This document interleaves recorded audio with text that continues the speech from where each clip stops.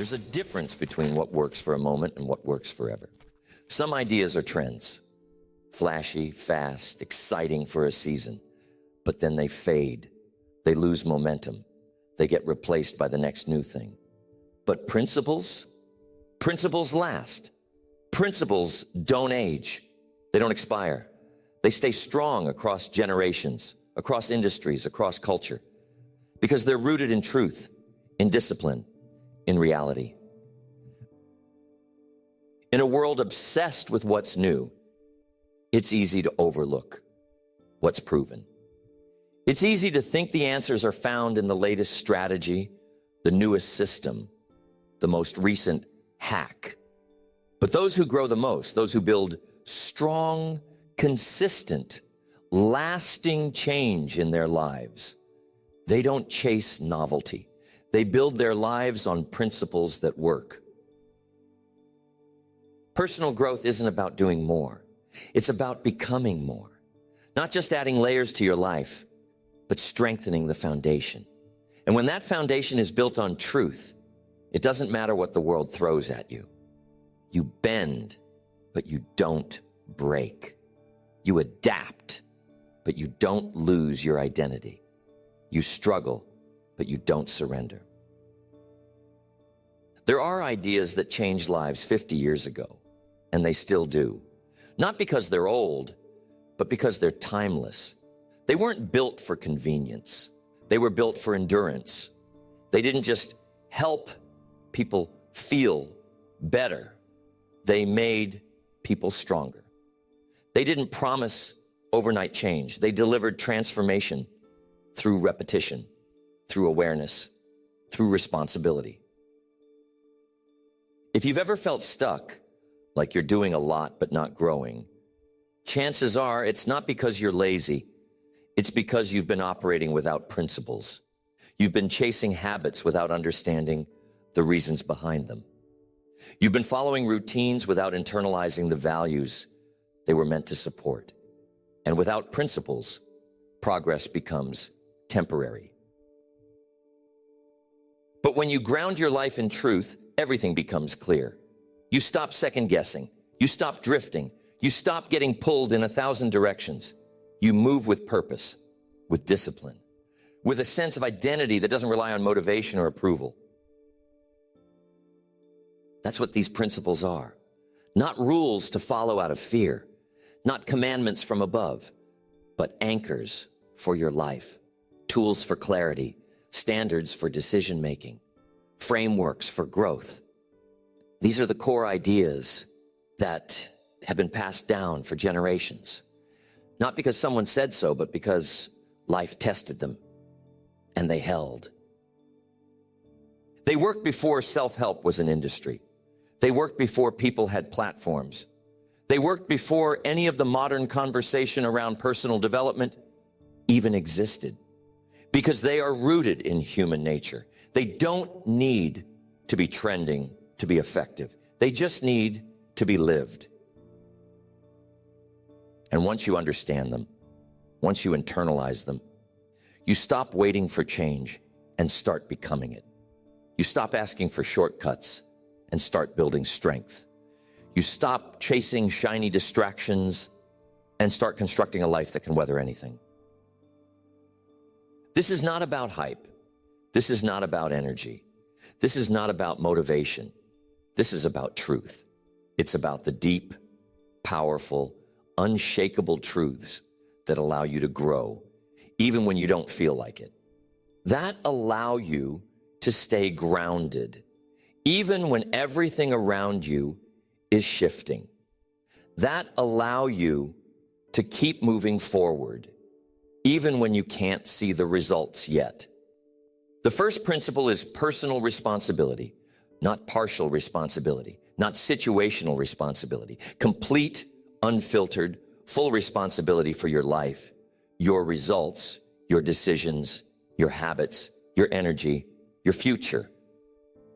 As long as you believe someone else is in charge of your progress, you've already given away your power. As long as you're waiting for someone to rescue you, to notice you, to validate you, you're stuck.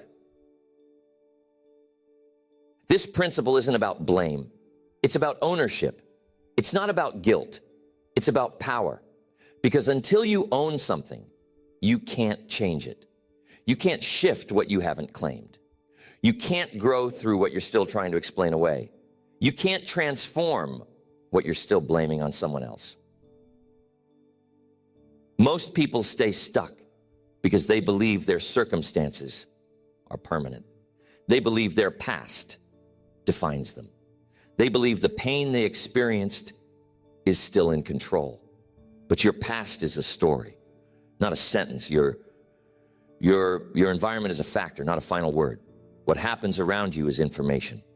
What happens inside you is transformation. And that transformation begins the moment you say, I am responsible for how I think, for how I show up, for how I respond, for how I speak, for what I tolerate, for what I accept, for what I pursue. No more finger pointing, no more stories, no more waiting, just ownership.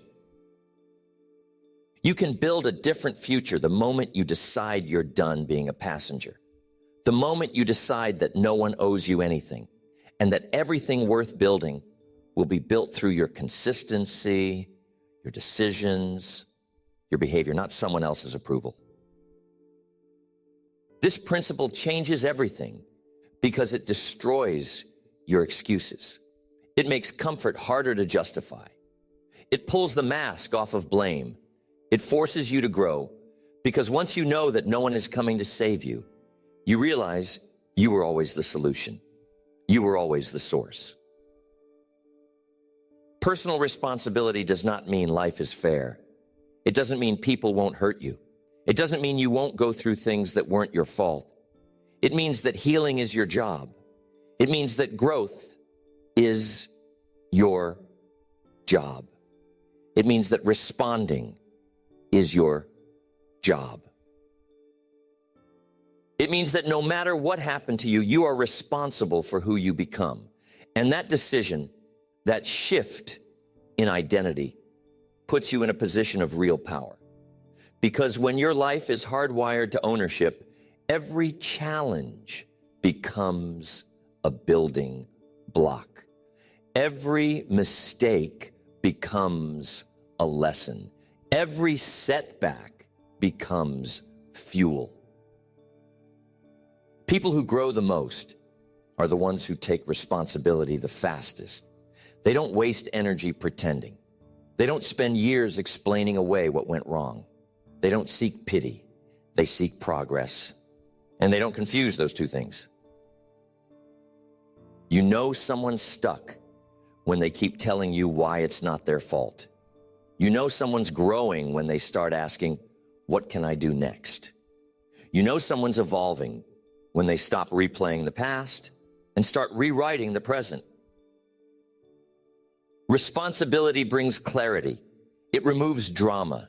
It simplifies everything. Because now you're not tangled in justifications. You're not waiting for someone else to change. You're not basing your growth on external conditions. You are free to move forward. And personal growth always accelerates when ownership increases. That's why people who adopt this principle early are the ones who move the fastest. Because they stop negotiating with mediocrity. They stop begging for approval. They stop waiting for perfect timing. They just act. They become builders, not reactors. They become leaders, not victims. They become people who walk into a storm and say, let's build something here. Not because it's easy, but because they've accepted the job. They've accepted that the quality of their life depends on the quality of their responsibility. And once you internalize this, it becomes addictive. You start looking for more things to own, more things to grow through, more areas to take charge of. Because every time you claim responsibility, you reclaim power. And every time you reclaim power, your world starts shifting. You stop fearing challenge. You stop fearing pressure. You stop fearing feedback. You don't need to be perfect. You just need to be honest. You just need to own it. Because once it's yours, you can shape it. You can change it. You can transform it. This principle will stretch you. It will force you to confront your patterns. It will demand that you speak truth to yourself, even when it hurts. But it will also set you free. Because as long as you believe someone else is responsible for your life, you'll always be waiting. But once you know it's you, you don't have to wait anymore. The second principle is discipline over motivation. Because motivation is a feeling. Discipline is a decision. Motivation shows up when things are exciting, when the energy is high, when the vision is new. But discipline stays when the emotions fade, when the days get long, when the process feels heavy. If you only act when you feel like it, you'll never get anywhere worth going. Because feelings are inconsistent. They shift, they fade, they change with the weather, with your sleep, with your stress. But discipline doesn't care how you feel. It acts based on what you said you'd do. Most people wait for motivation. They sit back and hope that someday they'll wake up with the fire. They gossip. They watch TV. They go looking for a spark, but they never learn to create their own. They never train themselves to move without waiting. Discipline doesn't need perfect conditions. It doesn't wait for the stars to align. It says, this is what I committed to, and I'm doing it anyway. Whether I'm tired or energized, whether I'm inspired or frustrated, whether I feel ready or not. That's how real growth happens. Not in the moments where it's easy, but in the moments where it's not. The reps you don't want to do. The hours you don't feel like investing. The conversations you'd rather avoid. The days where every part of you wants to skip, but you show up anyway. And every time you do that, you build something inside yourself. Something stronger than hype. Something deeper than energy. You build reliability. You build self-trust. You build a pattern of follow-through that starts shaping how you see yourself. Because confidence doesn't come from getting it right. It comes from keeping your word to yourself. And discipline is how you prove to yourself that your word is real, that you don't fold under pressure, that you don't need to be pushed, that you are your own fuel. You can tell how far someone will go by watching how they act when they don't feel like it. Anyone can work when it's easy. Anyone can stay committed when it's fun. But it's the ones who work in the dark, who grind when no one's watching, who build something that lasts. Discipline is how you close the gap between who you are and who you're becoming. You don't close it with emotion. You don't close it with good intentions. You close it with behavior, with rhythm, with choices stacked on top of each other until they form a new identity. This is why the most consistent people aren't always the loudest. They don't need to be. Their consistency speaks for them. Their results speak for them. They're not trying to convince the world. They're building something that the world will eventually see. And they're able to do that because they've removed the option of negotiation.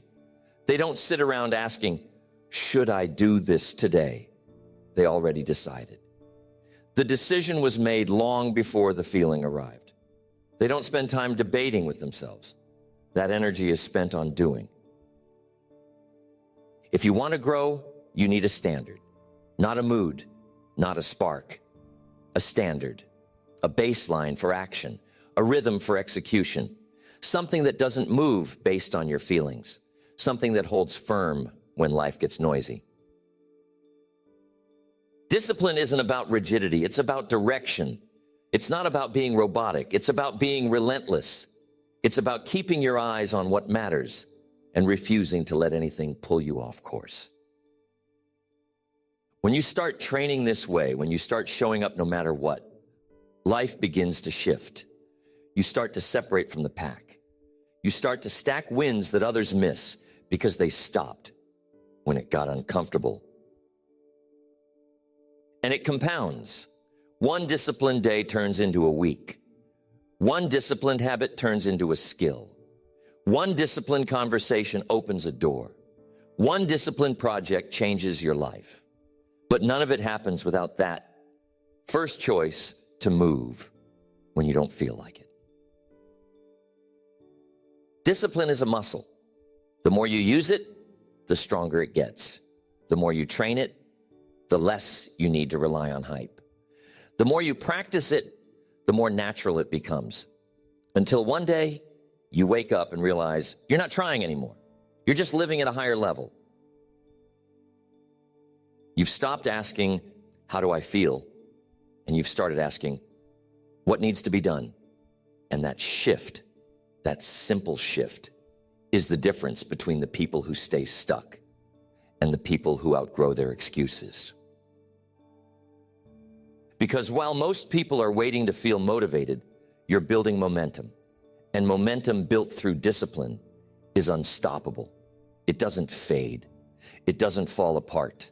It multiplies. It expands. And it creates a life that reflects your highest standard, not your passing moods. The third principle is the compound effect. Not the dramatic effect, not the overnight transformation, not the viral breakthrough, the compound effect. The small things you do consistently, day after day, stacked over time, that create massive change, not in a flash, but in a flow.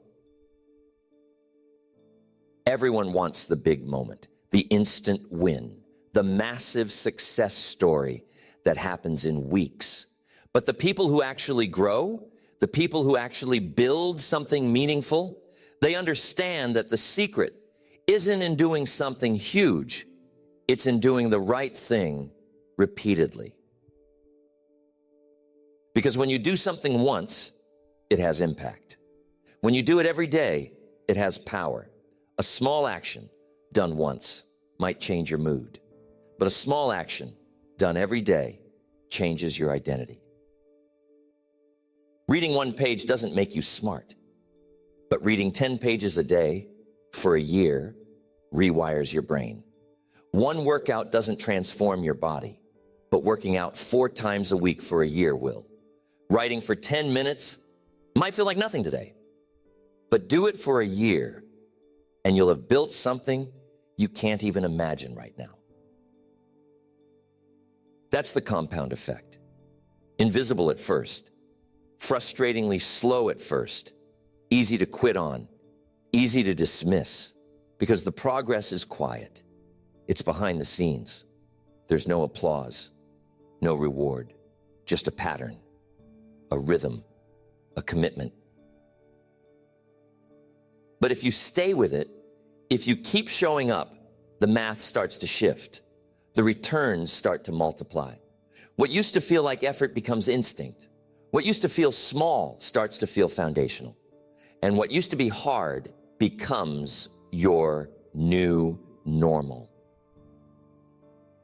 This is where real growth happens, not in explosions, in accumulation, not in the highlight reels, in the unseen habits, not in inspiration, in repetition.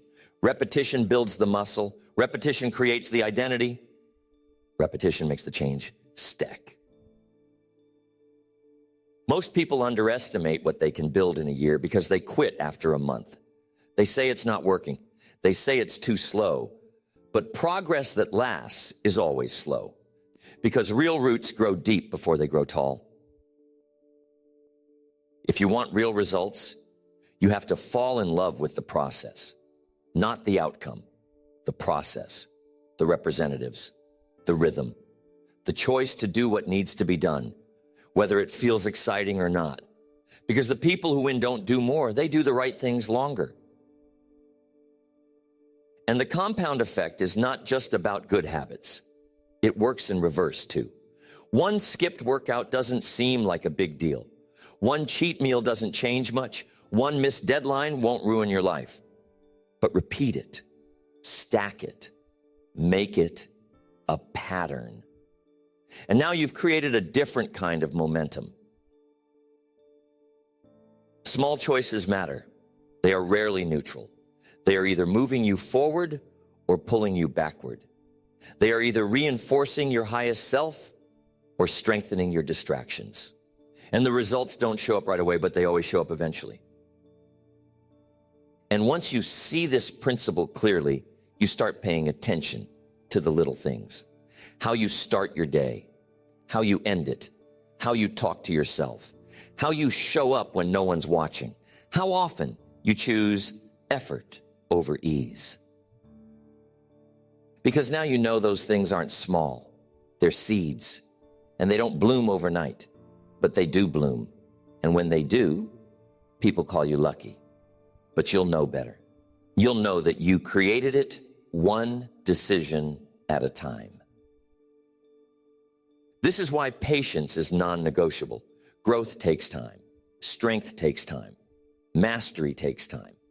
If you demand instant results, you will destroy long-term progress. If you can't sit in the slow season, you'll never harvest in the big one. You train yourself to be patient by remembering that every rep matters, that the work you're doing now is shaping your future, even if you can't see it yet, that every quiet day of progress is building a future that's loud with results. So don't stop. Don't pull back. Don't give up just because you're not there yet. Keep stacking. Keep moving. Keep showing up. The compound effect is working. It's always working. You just have to keep going long enough to see the payoff. That's the difference between those who stay stuck and those who grow. The ones who grow are the ones who don't quit in the quiet, who don't doubt in the silence, who don't need proof to stay consistent. They just trust the principle. They trust the math. They trust the process. The fourth principle is self-awareness, the ability to see yourself clearly, without distortion, without denial, without dressing it up to feel better or tearing it down to feel worse. Just truth, just clarity, just honest reflection of where you are, how you operate, what drives you, and what holds you back. Self-awareness is the foundation of every breakthrough, because you cannot improve what you won't admit. You cannot fix what you pretend isn't broken. You cannot grow past patterns you're not willing to confront. Until you are brutally honest with yourself, progress is guesswork. The reason most people stay stuck is not because they lack opportunity. It's because they lack clarity. They don't know what's really going on beneath the surface. They think the problem is the schedule, the job, the relationship. But the real friction is internal. The real friction is identity, habits, fears, stories. And those stories run deep.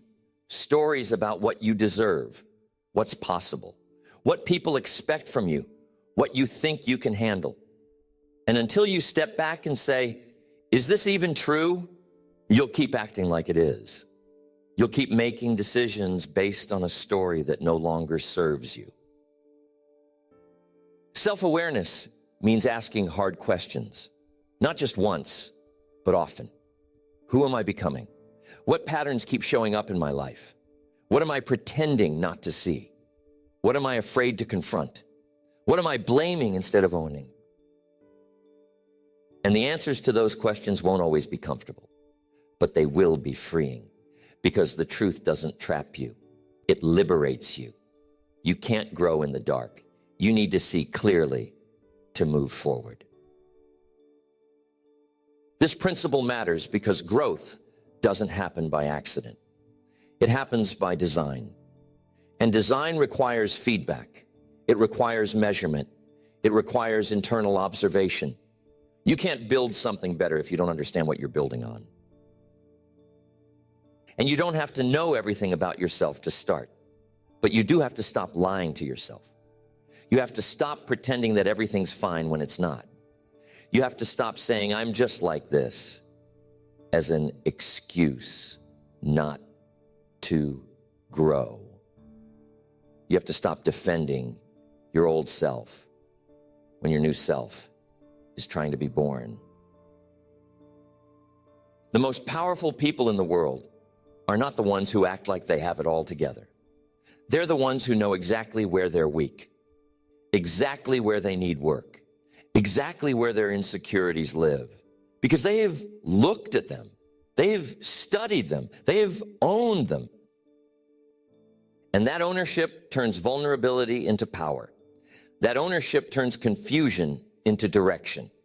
That ownership gives you the ability to evolve without needing to explain yourself to anyone. You're not trying to prove. You're just trying to grow. Self-awareness is not analysis paralysis. It's not overthinking. It's not being stuck in your head all day judging yourself. It's observation without judgment. It's curiosity. It's watching your reactions and asking, where did that come from? It's seeing a pattern and asking, why do I keep repeating this? Because if you never ask, you'll never interrupt it. And if you don't interrupt it, it keeps running the show. You'll keep making the same choices, having the same conversations, getting the same results, and calling it bad luck. But it's not luck. It's lack of clarity. When you build self-awareness, you start catching yourself earlier. You start correcting your course faster.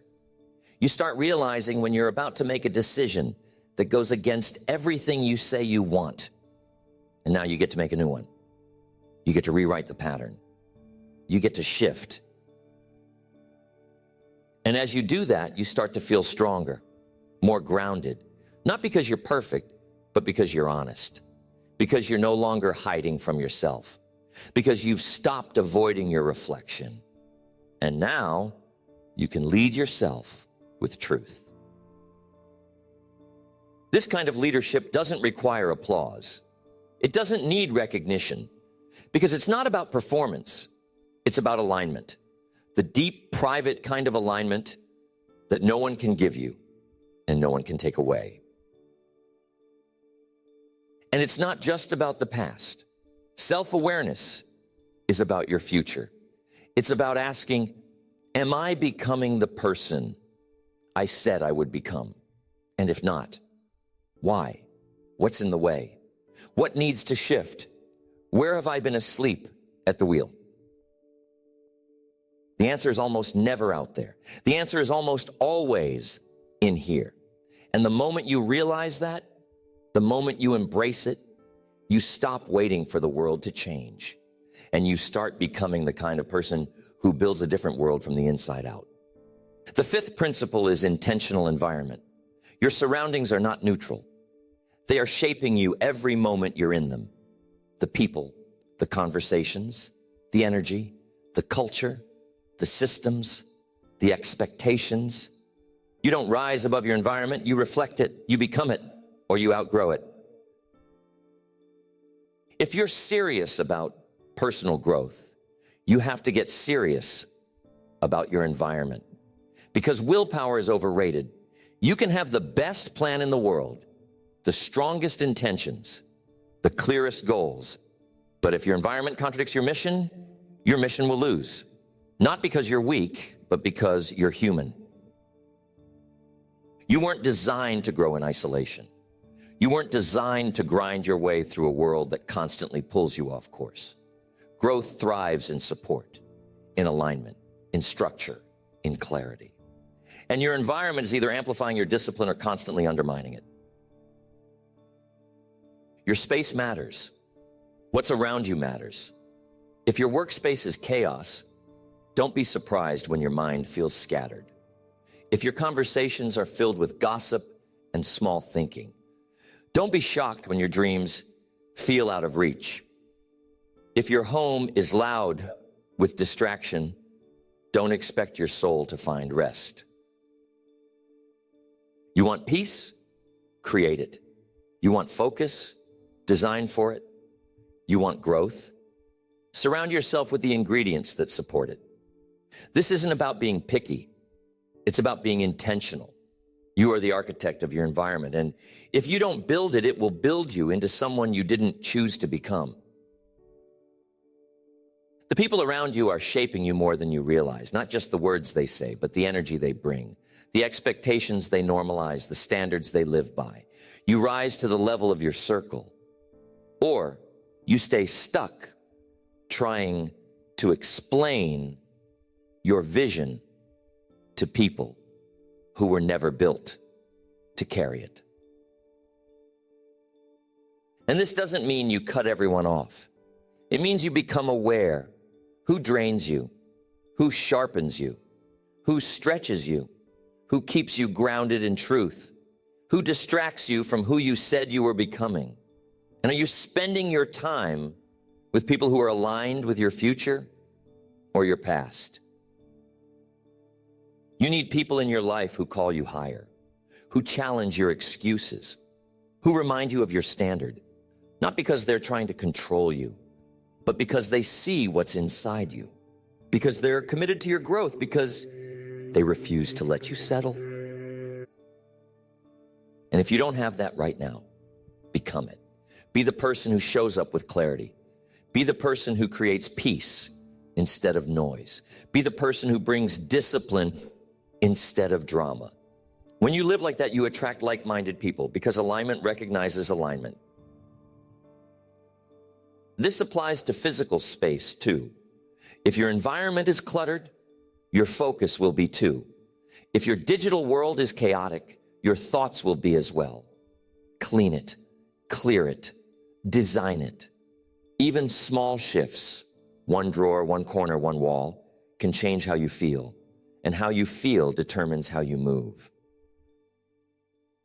And movement is everything. Growth is built through movement. And if your space is working against you, you will always feel like you're grinding uphill. But when your environment supports your rhythm becomes sustainable. You don't have to push as hard because everything around you is working with you, not against you. That's the power of environment. It either speeds you up or slows you down. It either feeds your focus or fractures it. It either reflects your growth or resists it. And the best part, you don't have to wait to change it. You don't need anyone's permission to make your environment more aligned. This is your life. This is your space. This is your rhythm. And if something doesn't belong, it's your job to remove it. If something needs to shift, it's your job to initiate it. You're not a prisoner of your environment. You're its leader. And leadership means you don't ignore what's broken. You fix it.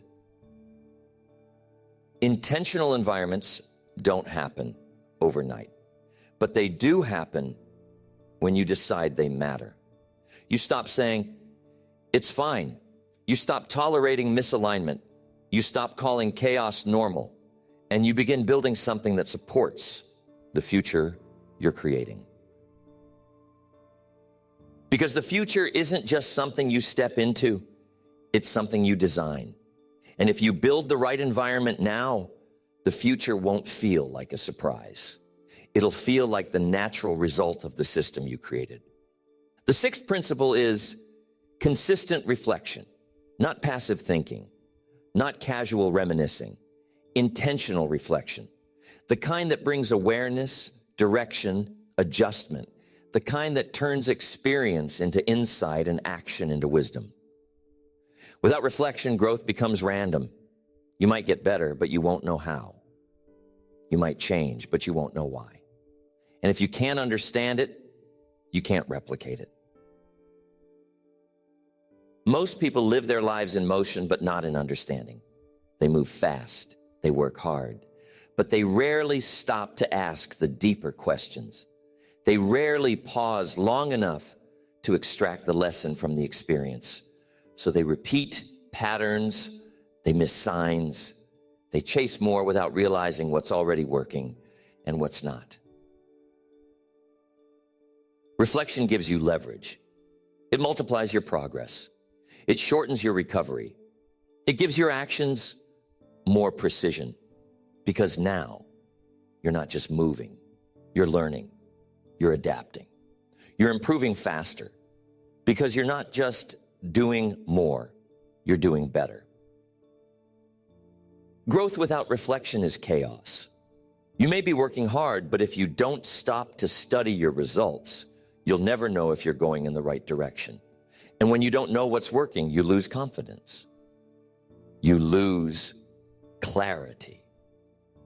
And eventually, you burn out. Not from the effort, but from the confusion. Reflection is where confidence is built, because confidence doesn't come from hype. It comes from awareness, from knowing I've seen myself grow.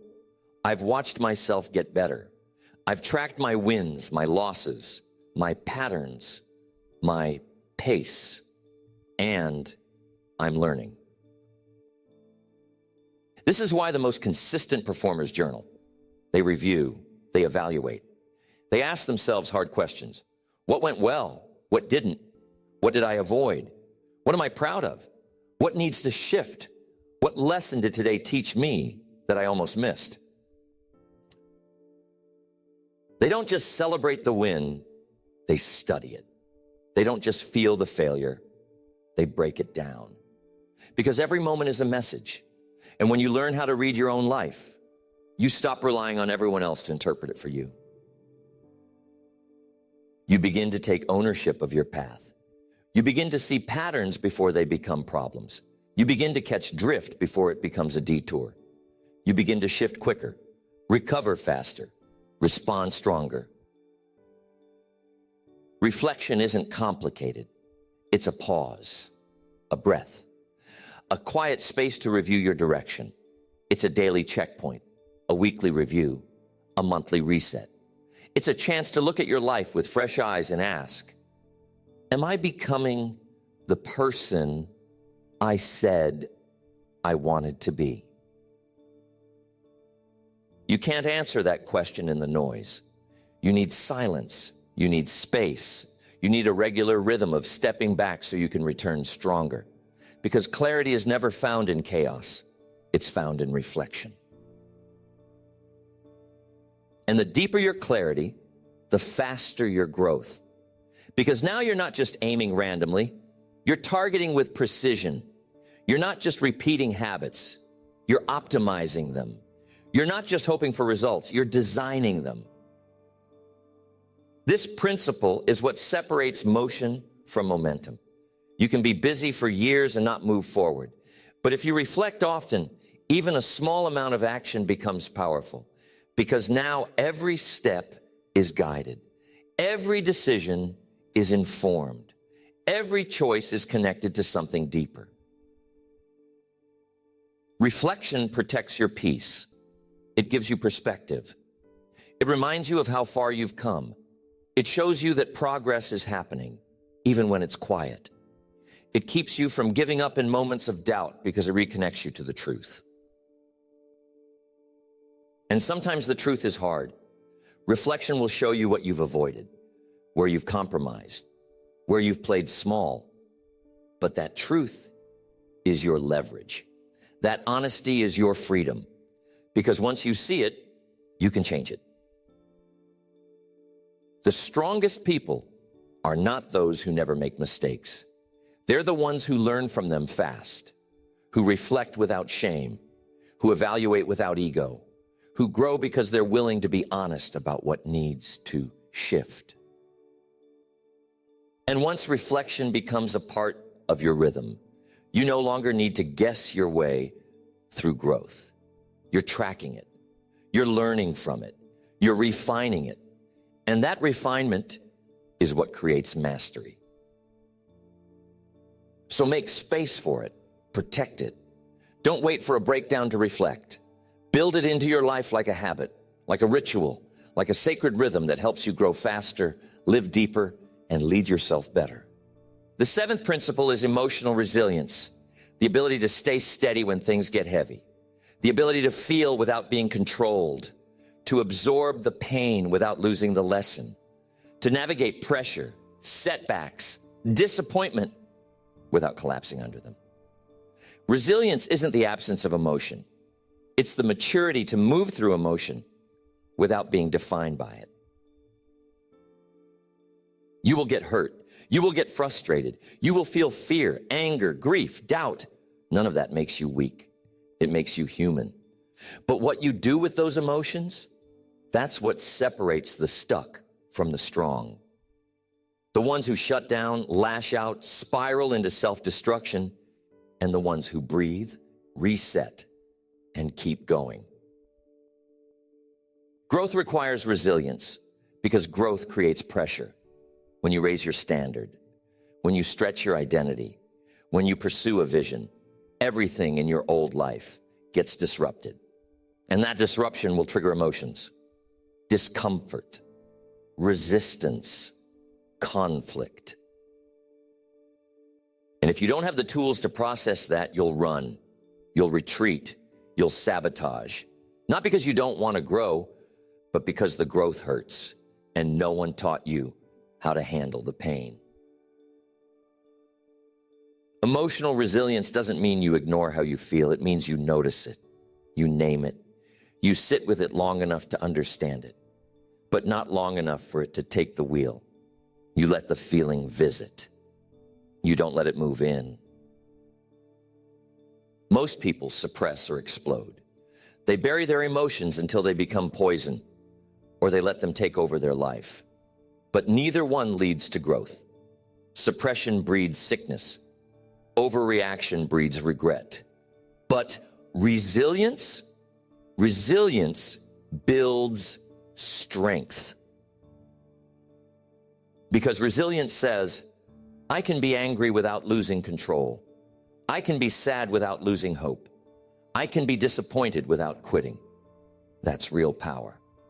Not being unaffected, but being unshaken. Not being cold, but being grounded. And it's built over time. You don't get resilient from theory. You get it from fire, from showing up when it's hard, from walking through failure and choosing not to quit, from losing something and deciding not to lose yourself with it. Every time you feel an emotion that threatens your progress and choose not to give it power, you build resilience. Every time you cry and still move forward. Every time you feel fear and still speak up. Every time you get triggered and still choose growth, you're building a deeper, more grounded version of yourself. Because the goal isn't to avoid emotion, it's to build capacity for it, to expand your emotional bandwidth so you can feel more without collapsing more, so you can live deeper without burning out, so you can lead without breaking. And this matters more than most people realize because emotions run everything. Your health, your decisions, your relationships, your habits, your thoughts, your beliefs. If you don't learn to manage them, they will manage you. But when you build emotional resilience, you stop reacting to every storm. You stop getting derailed by every feeling. You become someone who can stay clear under pressure. Someone who can navigate challenge without falling into chaos. Someone who can lead themselves through emotion instead of being led by it. This doesn't make you less human. It makes you more mature, more honest, more alive. Because now you're not running from your emotions. You're using them. Anger becomes a signal for boundaries. Sadness becomes a space for reflection. Fear becomes a prompt for courage. You're not trying to suppress or deny. You're learning to redirect, to feel fully without becoming the feeling, to experience emotion without letting it write your story, to hold space for discomfort while still choosing discipline. And that's the kind of strength the world needs. Not cold hearts, not numb minds, but people who can feel deeply and still move clearly who can lead with empathy without losing their edges, who can carry emotion with integrity, not denial. So give yourself grace, but also give yourself standards. Give yourself space to feel, but also space to recover. Don't shame your emotions, but don't worship them either. Notice them, name them, learn from them, then decide who you're going to be anyway. The eighth principle is service above self, not as a strategy, not as a way to get something back, but as a way to live, as a way to lead, as a way to grow. Because personal growth disconnected from service becomes selfish. It becomes hollow. It becomes a trap of constant self-focus with no purpose outside of self-improvement. But when you take everything you're learning, everything you're building, everything you're becoming, and you use it to serve, you give your growth roots. You give it depth. You give it meaning that outlasts the moment. Because growth that ends with you dies with you, but growth that becomes service lives forever. You weren't made to grow just so you could feel better. You were made to grow so you could help others rise, so you could lead, teach, model what's possible. And service doesn't require a platform. It doesn't require an audience. It just requires awareness, presence, a heart that says, what I've learned is meant to be shared. This principle flips the game, because once you shift from what can I get to what can I give, your energy changes, your purpose deepens, your mindset elevates. You stop chasing recognition and start building impact. You stop comparing yourself to others and start connecting with them. And you realize that service isn't about becoming smaller. It's about becoming stronger for the sake of others. It's not about denying your gifts. It's about deploying them, using your words, your example, your presence, your work to create space for others to grow. You grow through service because it humbles you. It puts your struggles in perspective. It reminds you that someone else is looking at you right now, watching how you move, watching how you handle adversity, watching how you lead yourself. And you never know who's watching. A child, a teammate, a friend, a stranger, someone who needs your example to believe in themselves, someone who needed to hear what you just said, someone who sees your consistency and thinks, if they can, maybe I can too. You don't need a title to lead. You don't need a stage to speak. You don't need to be perfect to influence. You just need to care. You just need to keep showing up. You just need to be willing to use your life as a message. And service doesn't always look dramatic. Sometimes it's showing up when you're tired, listening when someone needs to be heard, holding space for someone's growth without fixing them, teaching what you've learned, sharing what you've healed, being real about what you've overcome. That's service. Choosing to grow not just for your own benefit, but for what that growth allows you to offer others. Choosing to master your mind so you can model peace. Choosing to push through your pain so you can help someone else out of theirs. And the more you do this, the more you start to feel a new kind of fulfillment. Not the kind that comes from achievement, but the kind that comes from alignment, from knowing your life is making a difference, that your growth is contributing to something bigger. Because contribution is a need. It's wired into you.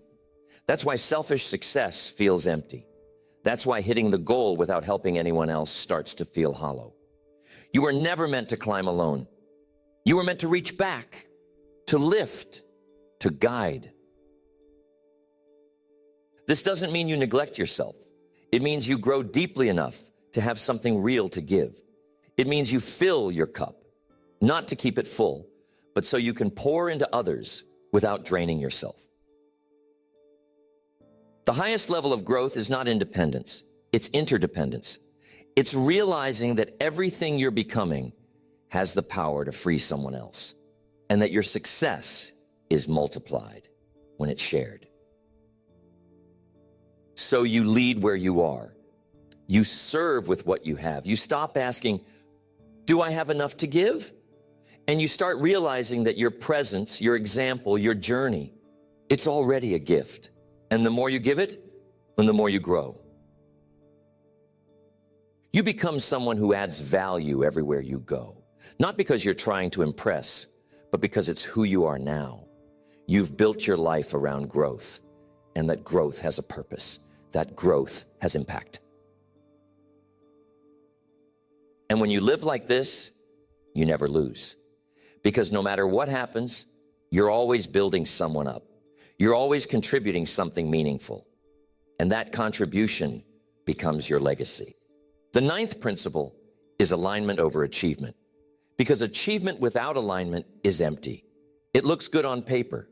It sounds impressive in conversation, but it doesn't feel right in your spirit. You check the boxes, hit the targets, reach the goal, but something's off. Something's missing. Because the success doesn't match the soul. Most people spend their lives chasing outcomes they were told to want, not what they were born to build. They climb ladders leaning against the wrong wall. They work harder and harder toward a future that doesn't feel like theirs.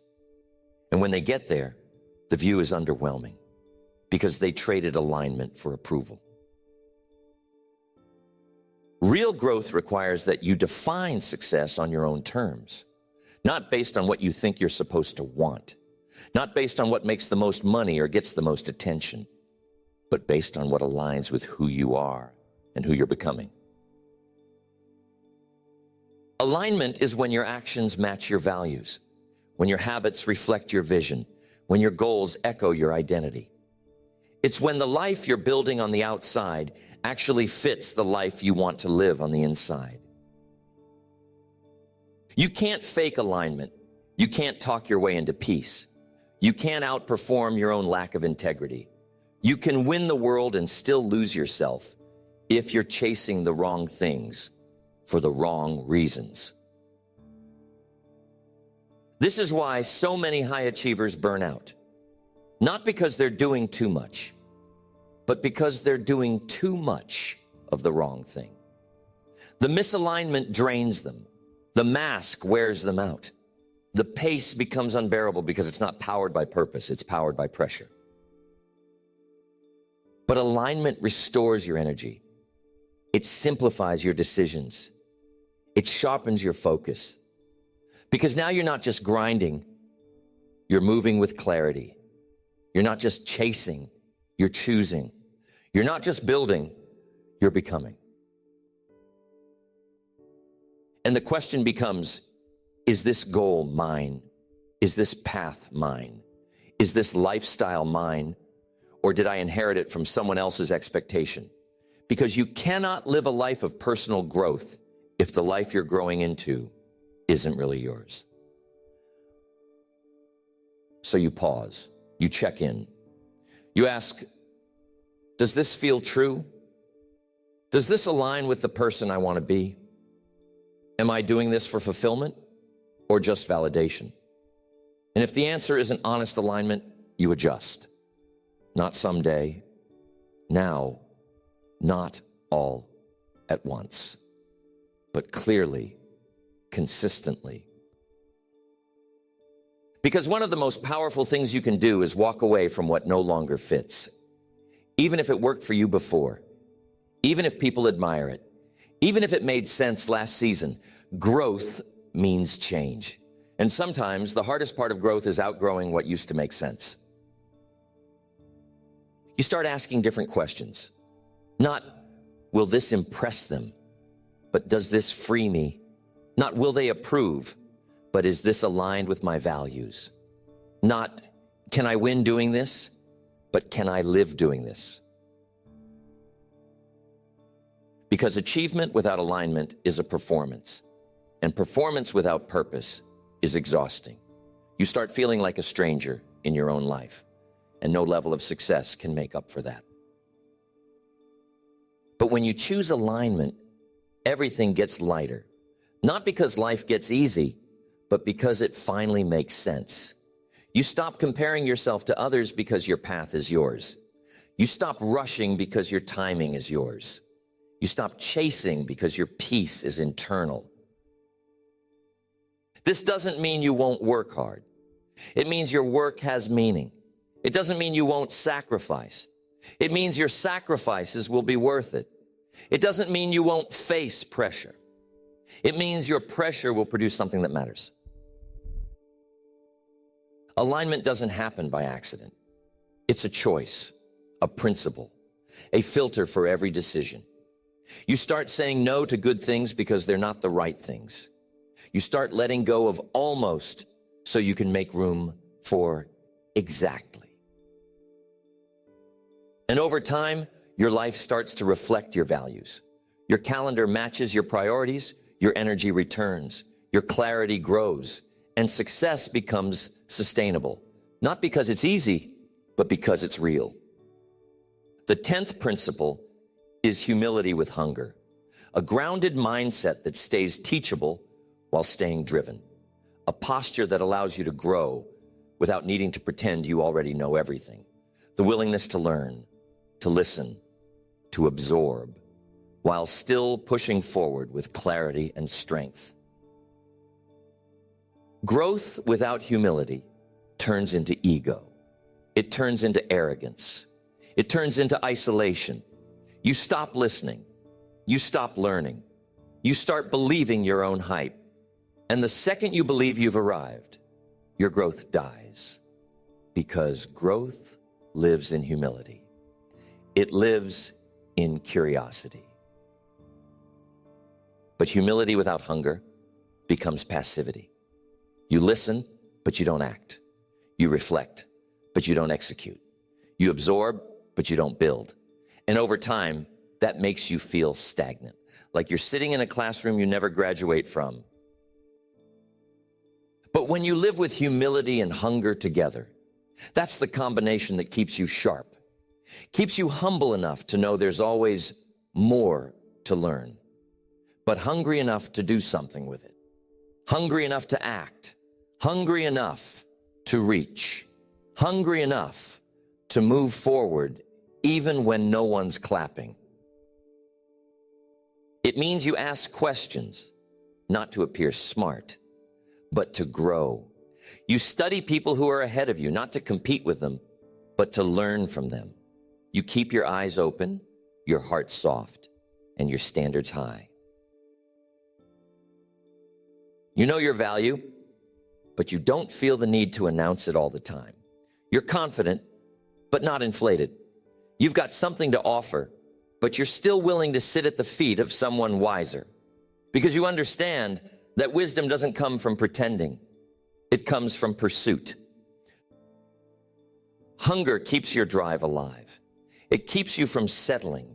It pushes you past the excuses. It makes you dig deeper, stay longer, fight harder. But humility keeps that hunger healthy. It keeps it clean. It keeps you honest about where you are, what you've built, and how much further you still have to go. The most dangerous kind of person is the one who's successful, but still teachable, still listening, still learning, still growing. Because that person doesn't plateau. That person doesn't get stuck. That person keeps evolving. And evolution is what makes you timeless. Success without humility is fragile. It's loud. It's insecure. It needs applause to feel real. But success built with humility is solid, quiet, strong. It doesn't need to be seen to stay consistent. It's not fueled by attention. It's fueled by mission. And you don't have to choose between confidence and humility. They're not opposites. In fact, they strengthen each other. Confidence without humility is arrogance. Humility without confidence is insecurity. But together, they form the kind of presence that people trust, that people follow, that people feel safe around. Because when you're humble, people can approach you. And when you're hungry, they respect you. When you're both, they lean in. Because you've become the kind of person who doesn't just grow, you help others grow too. You stop needing to be the smartest person in the room. You start being the most curious, the most engaged, the most committed to doing something meaningful with what you learn. And people feel that. They feel the authenticity, the posture, the pursuit. You also stop being afraid of not knowing. You stop pretending. You stop hiding behind pride. And you realize that asking a question doesn't make you weak. It makes you wise. The people who ask are the people who grow. So stay a student. No matter how far you go, no matter what you build, no matter who follows you, stay hungry for better. Stay humble enough to believe you haven't arrived. Stay grounded enough to listen. Stay strong enough to apply what you learn. This principle keeps your ego in check. It keeps your learning alive. It keeps your growth sustainable. It protects you from becoming the person who used to be great, who used to be sharp, who used to be hungry. Because you didn't stop succeeding. You just stopped growing. Humility with hunger guarantees you never stop becoming. It guarantees that your best days are never behind you because you never stop learning. You never stop reaching. You never stop asking, how can I be better tomorrow than I was today? When you strip it all away, the noise, the trends, the hacks, the hype, what remains are principles. The timeless truths that have always worked and still do, the ones that don't need rebranding, the ones that don't fade with culture or popularity. They hold steady. They guide you. They anchor you. They remind you that growth isn't found in flashes of inspiration. It's found in steady patterns, in clarity, in discipline, in the daily decision to live aligned with what matters, no matter how you feel, no matter what's happening around you. These 10 principles aren't new. They're not fancy, but they're powerful because they've been tested. They've been lived. They've been proven in quiet lives of real transformation. Not because someone shouted about them, but because someone lived them when no one was watching. If you look back on your life 10 years from now and see growth that made a difference, growth that lasted, it won't be because you stumbled on a secret formula. It'll be because you returned to truth. You returned to discipline. You returned to the basics and made them non-negotiable. That's the power of timeless principles. They don't just work when things are going well. They hold up when things fall apart, when the plan doesn't go as expected, when motivation fades, when the path gets heavy, when you lose people, when the spotlight is gone. They keep you anchored in who you are, who you're becoming, and what you're building, slowly, intentionally, with depth. They don't rush you. They strengthen you. They don't push you to perform. They guide you to lead, to serve, to live. Growth isn't about becoming someone else.